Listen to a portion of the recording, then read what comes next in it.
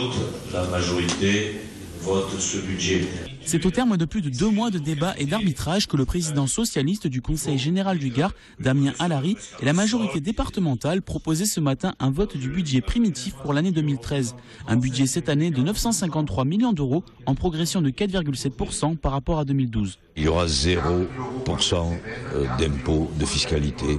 C'est-à-dire que les Gardoises et les Gardois qui, j'estime, souffrent déjà suffisamment et payent déjà suffisamment d'impôts, sont imposés déjà par ailleurs et bien ils ne payeront rien. Les priorités dégagées, premièrement c'est la jeunesse, où on injecte 80 millions d'une part dans les collèges en investissement. Ensuite, ce sont les personnes âgées avec des 142 places d'hébergement supplémentaires, avec 15 places pour le handicap.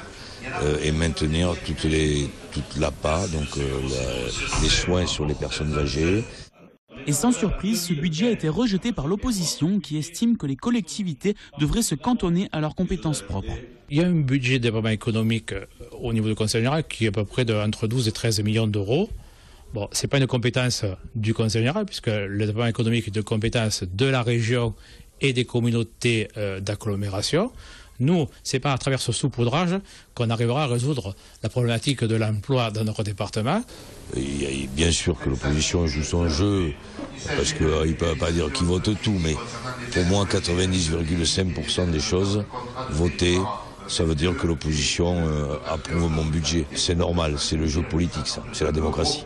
A noter que seuls les conseillers de l'UMP se sont opposés à ce budget qui a rassemblé les socialistes, les communistes et les Verts.